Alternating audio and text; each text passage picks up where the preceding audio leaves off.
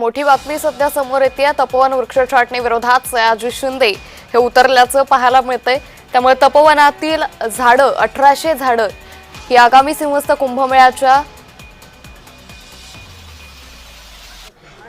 ही व्याख्या करणं अजून आपल्या महाराष्ट्र गव्हर्नमेंटला जमलेलंच नाही। भारतात जमलं की नाही मला माहिती नाही, पण आपल्या देशाचा राष्ट्रीय वृक्ष वड हा आपल्या देशात फक्त भारत सरकारने जास्त तोडले। त्याचं दुर्दैव हे आहे की सगळी झाडं जी सगळ्यात जास्त ऑक्सिजन देतात, मोठी पानं असतात ती जास्त कार्बन डायऑक्साईड घेतात आणि जास्त ऑक्सिजन देतात। तर वडाचं झाड हे सगळ्यात महत्त्वाचं आहे। आता हे वडाचं झाड 500-600 प्रकारच्या प्रजाती जगतात।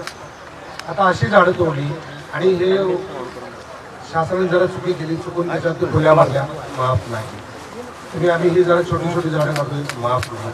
झाडाला आणि काशीत कुणी लावलं काय, लेडी सिटिया कुणी लावला काय आणि सुबाबा कुणी लावली काय, ही यांचीच बाप आहे। आता यांची मध्ये ही आपलीच माणसं आहेत ना, पण आपल्याच भावाला किंवा ह्याला झाडाच्या बाबतीत माफ नाही कोणीही। आणि महाराष्ट्रातल्या सगळ्या जिथं जिथं म्हणून झाड तुटलं जाईल त्या सगळ्यांना मी सांगतो की झाड तुटू देऊ नका। झाड म्हणजे आपलं आई बाप आहे। आता आमच्या आई बापांवर जर तुम्ही हल्ला केला तर आम्ही गप्प बसणार का? नाही। त्यामुळे कोणालाही माफ नाही, कुठे झाड तुटू देता कामा नये। आणि स्पेशली मला तर आता काल कळलं की इथं एक्झिबिशन सेंटर आणि ते करायचं आणि ते 30-35 वर्षाचं हे केलं। आता गिरीश महाजन तुम्ही याचं उत्तर द्या। मला पहिल्यांदा इथं कळलं गिरीश महाजन तुम्ही जबाबदार माणूस आहात, माझे तुमची काही वैयक्तिक दुश्मन नाही आणि दुश्मनी आजही मला काय फरक पडत नाही। झाडाच्या बाबतीत मुद्दा असा आहे की झाडाच्या तुटताना तुम्ही असं विधान नका करू। इथं जे ऑर्डर काढली 14 नोव्हेंबरला जिथं 30-35 वर्षाचं ॲग्रीमेंट तुम्ही इथं टेंडर काढले ते द्यायला निघालं, कुठला साधुग्रामन कुठला काय म्हणतात त्याला नाही दर 12 वर्षांनी होतं कुंभमेळा। आता कुंभमेळ्याचं आपल्याला माहीतच नाही हो, पण मला माहीत आहे जगात कुठलाही सेलिब्रिटी नाही, जगात एकच सेलिब्रिटी आहे, तो झाड आहे। आणि सेलिब्रिटी त्याला म्हणायचं जो जगवतो, जो ऑक्सिजन देतो, जो अन्नपाणी देतो, जो सावली देतो, त्यालाच फक्त सेलिब्रिटी म्हणायचं। त्यामुळे नाशिककरांनो मी सेलिब्रिटी म्हणून आलेलो नाही, मी तुमचा माणूस म्हणून तुमच्या बाजूने आलोय। मला चांगल्या माणसांच्या बाजूने राहायचंय आणि वाईट माणसं ही जरी आपले नातेवाईक असतील, जवळचे मित्र असतील तरी ती वाईटच आहेत, त्यांना आपण जगू देणार नाही, झाड तर मरू देणार नाही। एवढंच या प्रशासन म्हणतं की आम्ही पहिले इथे साधुग्रामसाठी जागा करणार होतो, त्याच्यानंतर आज प्रशासनाने कुठलंही डॉकेट रिलीज न करता सुनावणी घेतली। ही बेकायदेशीर सुनावणी होती, सगळ्यांना मान्य झालेलं आहे। त्याच्यानंतर जेव्हा पत्रकार बांधवांनी त्यांना प्रश्न विचारले की नेमकं तुम्ही करताय काय, तर त्यांनी आम्हाला सांगितलं की आम्ही फक्त छोटे मोठे झुडपं काढणार आहोत, 10 वर्षाच्या खालची झाडं काढणार आहोत। त्याच्यानंतर ते पुढे म्हणाले की आम्ही फक्त तेवढंच करणार आहोत आणि साधू संतांची व्यवस्था करण्यासाठी करणार आहोत। त्यानंतर नाशिकमधला एक साधू होते, ते म्हणाले की असं नका करू, तुम्ही साधूंची व्यवस्था करा। आणि आज काल आम्हाला महाराष्ट्र शासनाच्या वेबसाईटवरती कळलं की या ठिकाणी 220 कोटीचं टेंडर निघालेलं आहे आणि या ठिकाणी एक्झिबिशन सेंटर माईस म्हणतो ज्याला आपण, meeting, incentive, conferences and exhibition हे या ठिकाणी तयार करण्यात येतं आहे। तर आमचं एकच म्हणणं होतं की आपण जर सांगितलं शासनाला की आपण हे करा चांगलं आहे, परंतु हे दुसरीकडे शिफ्ट करा आणि या जागा ज्या आहेत या तुम्ही टिकवा। आणि झुडपं आता ते काल म्हणत होत्या मॅडम, आयुक्त मॅडम की आम्ही ते झुडपं कट करणार आहे। झुडपांवरती निशाणी करू शकतो का आपण? मग झाडांवरती कशाला निशाणी केली? मग पहिले जर फुल्या मारल्या तर झाडांवरती का मारल्या? मग आता झुडपांवरती का आले? म्हणजे पहिले झाडं, आता झुडपं, झुडपांच्या नावाखाली परत 10 वर्षाच्या आतले झाडं, असा जो काही खेळ चाललेला आहे। तर आमची अशी विनंती होती की आपण या संदर्भात मार्गदर्शन हिडन अजेंडा अजिबात आणि चांगली माणसं ही साधू संत असतात। एका जागेत 10 माणसाची गरज असताना 1000 माणसं आली तर ते साधू संत नाही, ती माणसंच नाही मुळात। अशा माणसांनी इथं येऊन नाशिकची वाट लावू नये आणि नाशिकाच्या जे मला नाशिककरांना पूर्ण आव्हान आहे की आता जे लोक आले त्याच्या सगळ्या नाशिककरांनी इथं आलं पाहिजे। इथं गवताची काडी पण तुम्ही उचलून देता कामा नये। हा शिवाजी महाराजांचा अपमान आहे, हा ज्ञानेश्वरांचा अपमान आहे, हा तुकोबा महाराजांचा अपमान आहे, तुकारामांचा अपमान आहे। तर ह्या सगळ्यांनी जे सांगितले तेवढंच आपण पुढे घेऊन जातोय। आम्हाला फसवू नका आणि तुम्हाला फसवू देणार नाही, एवढंच नाशिककरांना माझी विनंती आहे। तुम्ही राहा। महाराष्ट्रातल्या सह्याद्री देवळाच्या वतीने मी सांगतो, महाराष्ट्राच्या सगळ्या पर्यावरण प्रेमीच्या वतीने सांगतो की इथलं एकही झाड तुम्ही तुटू देऊ नका। आम्हाला कधी पण बोलवा, आम्ही रात्री बेरात्री कधी पण येण्यात आहे। काय प्रश्न? एक विनंती होती आपण वैयक्तिक स्वतः मुख्यमंत्री महोदयांची चर्चा केली या विषयावर.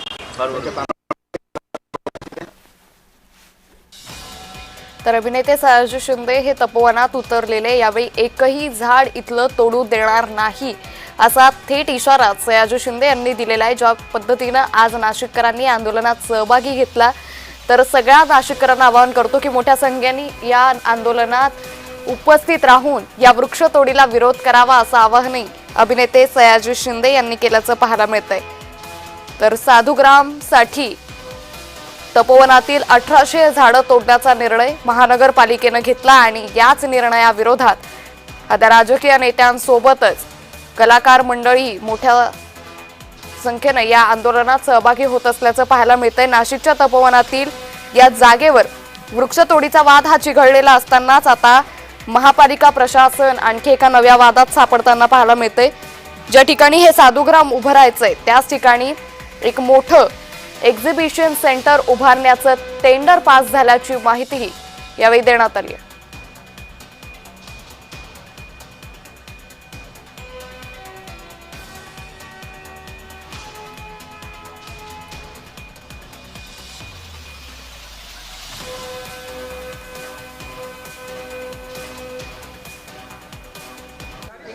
तिथं कोणी राहत नाही, तर तुम्हाला त्या ठिकाणी मिरी असेल, मसरूळ असेल, गांधीनगर असेल, या जागा आहेत ज्या तुम्ही म्हणता आता स्वयंसेवक या टेक्नॉलॉजी तुमच्या 12 दिवसासाठी 12 दिवसानंतर तुम्ही काय करणार त्या ठिकाणी?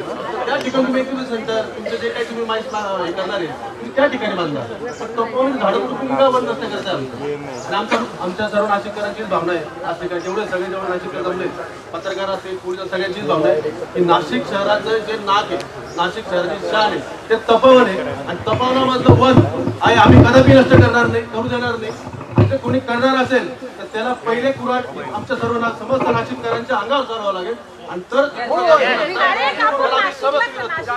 हॅलो, सरांनाही मी सांगते कसं आहे, आम्ही आता उद्या किंवा परवा एक पत्रकार परिषद घेणार आहे आणि सगळ्या नाशिककरांना आम्ही एक PPT प्रेझेंटेशन करणार आहोत.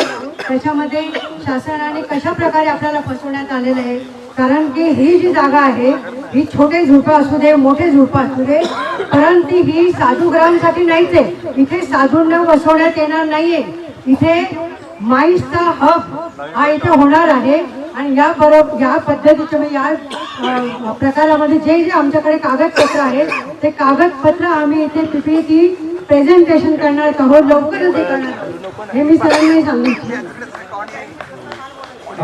आधी लाल फुल्या मारायच्या म्हणजे यमाने येऊन सांगायचं की आता मी उचलणार आहे, असं हे झाडाला फुल्या मारायच्या तुला मी आता उचलणार आहे असं झालं. नंतर हिरव्या फुल्या मारलेल्या दिसतात. ठीक आहे, चेष्टासाठी आहे. अहो नसेल तर सगळ्यात पहिल्यांदा झाड आलं, नंतर राम आला, नंतर कृष्ण आला, नंतर साधू आले, नंतर ते काय असेल ते. त्यामुळे झाड पहिल्यांदा राहिलं पाहिजे, नंतर बाकीचे आले काही गेले काही त्याने काय फरक पडत नाही. त्यामुळे झाड हे टिकलंच पाहिजे आणि ह्या फुल्या फुल्या मारण्याची चेष्टा परत करूया. फार बोलणं नाही. आधी या नाशिकप्रमाणे फसवणूक केलेली आहे आणि ही फसवणूक होत असताना आपल्याला माहिती आहे आधी झाडांचं मार्किंग केल्यानंतर टेंडर काढलं होतं, त्याचं बिडिंग क्लोज केलं होतं 21 तारखेला. जूनमध्ये ऑनलाईन बिडिंग क्लोज केलं आणि आता 24 तारखेला त्याच्यानंतर जनसुनवाई घेतली. जनसुनवाई 17-18 कमीत कमी करून ऑलरेडी 35 एकर टेंडर काढलं आणि 33 वर्षासाठी दिलेलं आहे. सोडाच यानंतरचा 12 वर्षानंतर कुठे घेणार आहात? अरे हा बघ ना, तेव्हा भावना लोकांच्या धार्मिक आस्था या गोष्टींचं काय करणार आहात? या सगळ्या गोष्टी आहेत. त्यामुळे कोणत्याही परिस्थितीत या तत्वांच्या मध्ये आयुक्त जर आज काल असं म्हणतात की आम्ही झाडं तोडून आणखी काय त्यांनी आम्ही हे टेंडर रद्द करत आहोत हे जाहीर करावं बस. शिवाजी महाराजांनी म्हटलं की गवताच्या पाण्याला विचारपूस करा आणि त्याचं